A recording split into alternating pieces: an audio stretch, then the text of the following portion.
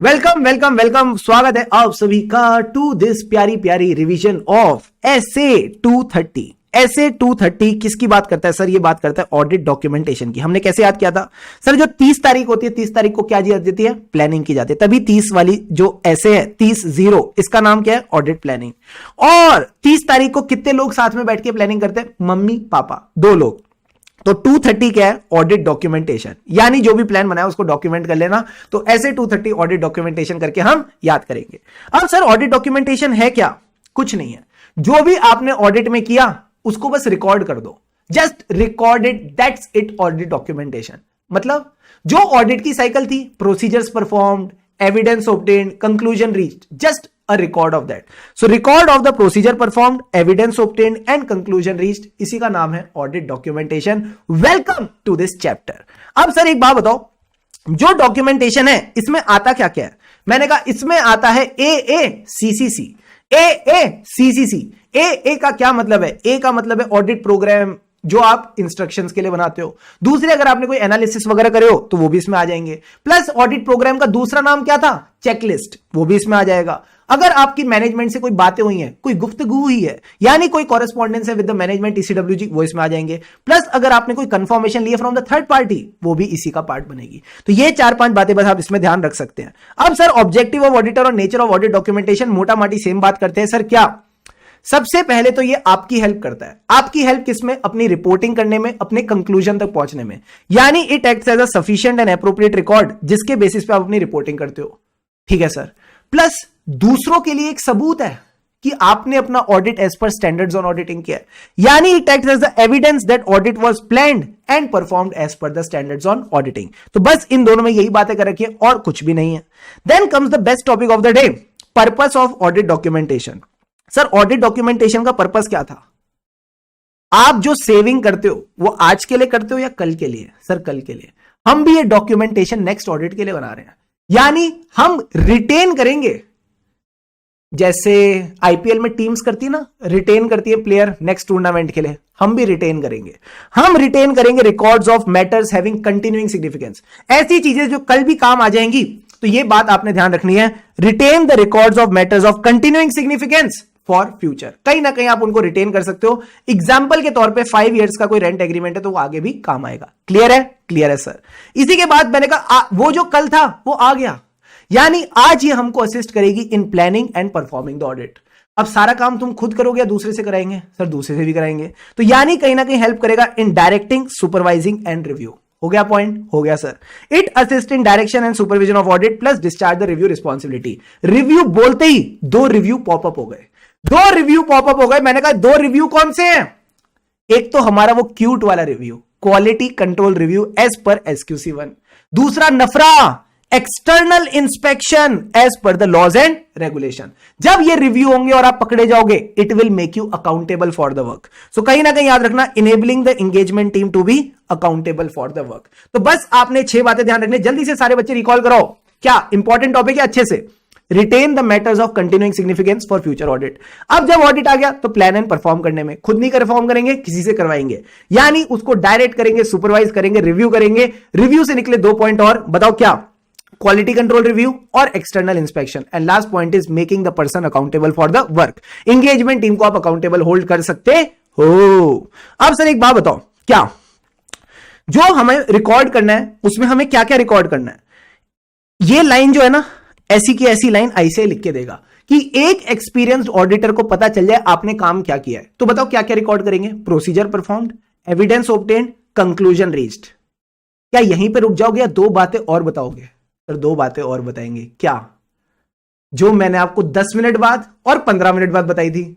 Sir ये 10 minute बाद 15 minute बाद क्या था? अरे 10 मिनट बाद सिग्निफिकेंट मैटर बताए थे, 15 मिनट बाद सिग्निफिकेंट प्रोफेशनल जजमेंट बताई थी। तो मैंने कहा significant matter, significant professional judgement and conclusion reach, तीनों की तीनों बातें आएंगी। Very good Raghav.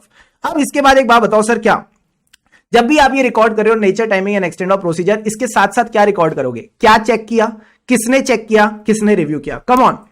Audit procedures के साथ 3 बातें बता देना।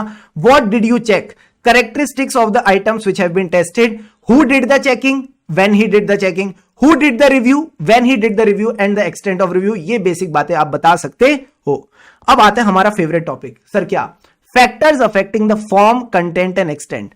मुझे बताओ इसमें से किसको एलिमिनेट करोगे, फॉर्म को, कंटेंट को या एक्सटेंट को? जल्दी से बताइए चैट बॉक्स में, सारे के सारे प्यार से बताओ। तीनों में से किसको उड़ाऊं, फॉर्म को उड़ाऊं, कंटेंट को उड़ाऊं या एक्सटेंट को उड़ाऊं?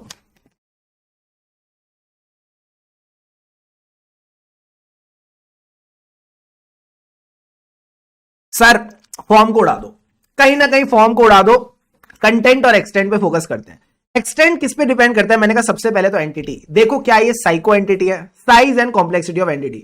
फिर उसके अंदर जब कॉम्प्लेक्सिटी ज्यादा होगी, गलत जाने के चांसेस ज्यादा है, यानी रिस्क ऑफ मटेरियल मिसस्टेटमेंट। फिर मैंने आपको मिसस्टेटमेंट का एक दूसरा नाम बताया था जो कहीं ना कहीं एक्सटर्नल कंफर्मेशन में यूज होता है, that is called exception identified. So nature of the exception identified ये आपने देख के चलना है। तो psycho entity, risk of material misstatement, exception identified. Last के पॉइंट क्या थे कंटेंट को लेके? Nature, timing and extent of procedure performed, evidence obtained and conclusion reached और नॉट रीच्ड, दोनों को डॉक्यूमेंट करना। हम प्रोसीजर कौन सी लॉजी के हिसाब से करते हैं? Audit methodology. तो जो आपकी ऑडिट मेथोडोलॉजी है ये भी आपने ध्यान रख के चलनी है। फिर हम आए थे ब्रेक से जस्ट पहले वाले टॉपिक पे जिसमें क्या था? Documentation of significant matter. भूल गया सर, मैं तो भूल गया सर। मैंने कहा सिग्निफिकेंट मैटर क्या है? जहां सिग्निफिकेंट डर है, जहां सिग्निफिकेंट डर है। डर का मतलब क्या था? Significant difficulty.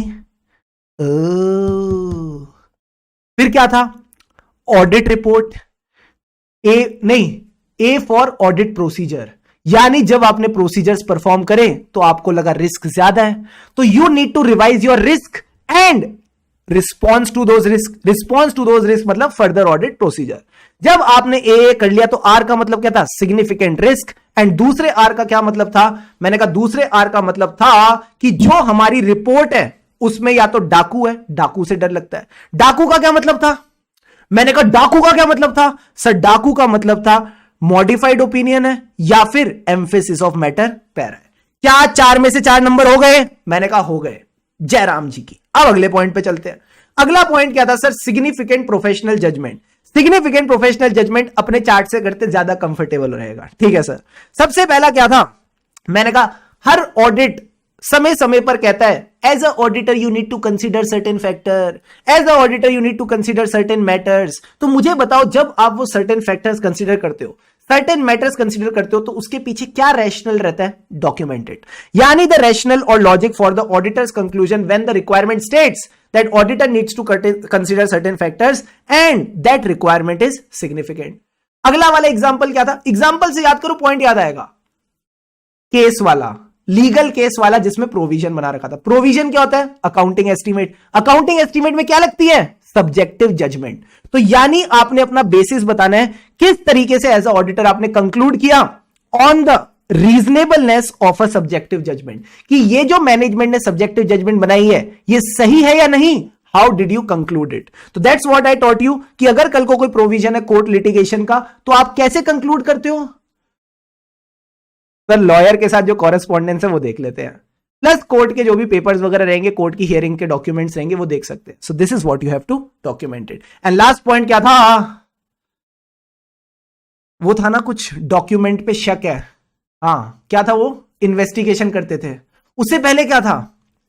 सर डॉक्यूमेंट पे शक है तो हमने इन्वेस्टिगेशन किया, तो कैसे आपने कंक्लूड किया कि ये डॉक्यूमेंट ऑथेंटिक है, इस डॉक्यूमेंट पे विश्वास किया जा सकता है, इसको भी डॉक्यूमेंट करो। यानी auditors basis four auditors conclusion same part है, वही अपने अब इसके साथ जोड़ना है। Basis for the auditor's conclusion about the authenticity of document, जब आपने इन्वेस्टिगेशन करी क्योंकि आपको शक था, यानी you had a suspicion about the document. Clear है? क्लियर है सर। अब आ जाओ ब्रेक के बाद। ब्रेक के बाद हमने क्या करे? एकदम छोटे छोटे टॉपिक्स। क्या था? एक समरी था, समरी का दूसरा नाम मेमोरेंडम, कंप्लीशन मेमोरेंडम। इसमें हम समरी किसकी रखते हैं? पहले बताओ क्या है, फिर इसके 3 बेनिफिट। सबसे पहले summary of significant matters and how they were resolved. इसी के ऊपर हमने टेस्ट योर अंडरस्टैंडिंग किया था। हाँ, टेस्ट योर अंडरस्टैंडिंग का पहला क्वेश्चन भी इसी पे था। फिर इसके बाद आप बताओ इसके बेनिफिट्स क्या थे। सर आपको पता चल जाएगा कि क्या क्या सिग्निफिकेंट मैटर्स है तो आप उसको कंसिडर कर पाओगे। तो यह पता चल जाएगा क्या कोई इंडिविजुअल ऐसे का ऑब्जेक्टिव है जो आपको अचीव ना होने से ओवरऑल ऑब्जेक्टिव अचीव नहीं होगा, ये लास्ट पॉइंट था। प्लस किसी रिव्यूअर की काम आ जाएंगी ये चीजें, क्योंकि वो अपना रिव्यू इफेक्टिवली और एफिशिएंटली कर पाएगा। तो दो बेनिफिट आपके लिए, एक बेनिफिट रिव्यूअर के लिए। कम ऑन, दो बेनिफिट आपके लिए, एक बेनिफिट रिव्यूअर के लिए। फिर मैंने बोला था ऑडिट फाइल, देखने में नया टॉपिक बट है क्या, कुछ नहीं। जो आप ऑडिट डॉक्यूमेंटेशन को असेंबल करके एक फोल्डर में डालते हो, उसी फोल्डर को ऑडिट फाइल बोला जाता है। तो audit file is nothing but a folder या कोई ऑनलाइन पोर्टल जो कि इलेक्ट्रॉनिक है या फिजिकल है, जहां पे आप क्या करते हो, अपनी सारी रिकॉर्ड ऑफ ऑडिट डॉक्यूमेंटेशन को साथ लाते हो, which contain the records comprising the audit documentation. That's it, that's it, that's it. इसके बाद मैंने बोला आपने अच्छा, जब हम ऑडिट फाइलिंग कर रहे हैं, असेंबल कर रहे हैं, क्या मैं ऑडिट प्रोसीजर परफॉर्म कर सकता हूं? नहीं। क्या मैं कोई नया एविडेंस कलेक्ट कर सकता हूं? नहीं। क्या मैं जो एविडेंस ऑलरेडी है उस पर कोई नया कंक्लूजन निकाल सकता हूं? नहीं। ऑडिट का कोई कार्य नहीं कर सकते, सिर्फ और सिर्फ एडमिनिस्ट्रेटिव नेचर की एक्टिविटीज कर सकते हो। क्या कर सकते हो? Administrative nature. चार एडमिनिस्ट्रेटिव नेचर की चीज बताओ। सर जो भी मेरी ऑडिट फाइल होगी उसकी साइज ज्यादा होगी, तो उसके लिए मुझे क्या लगेगी? एसएसडी। एसएसडी स्क्वायर का क्या मतलब था? Sorting, signing, deleting and documenting the evidence already collected before the date of audit report. Classic sir. अब ये असेंबली कब तक कंप्लीट करनी है? ऑडिट रिपोर्ट के 60 दिन के अंदर अंदर। जो असेंबल हो जाएगा उसको कब तक रिटेन करना है? 7 साल तक रिटेन करके चलना है। उससे पहले डिलीट मत कर देना, 7 साल से पहले डिलीट मत कर देना, चुपचाप संभाल के रखना। एंड ऑडिट डॉक्यूमेंटेशन किसकी है? सब आपका है, ऐसा मत बोल देना इसकी है।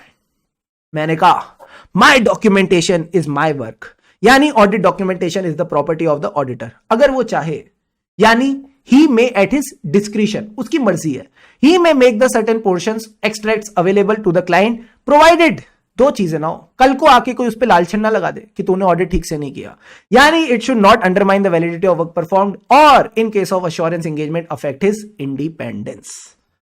हम भी हो गए सर इंडिपेंडेंट। 12 मिनट 8 सेकेंड, ऐसे 230। सारे बच्चे चैट बॉक्स में डन डनाडन done. So remember this thing. ऐसे 230 क्या है सर? एक स्मॉल सा ऐसे है। ऐसे ही स्मॉल स्मॉल मिलाते जाओ, लार्ज बनाते जाओ।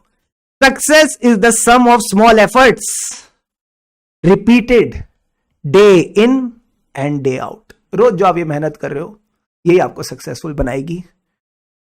ठीक है, ठीक है सर।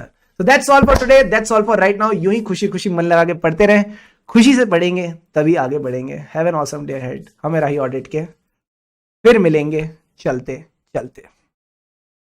एंजॉय करो।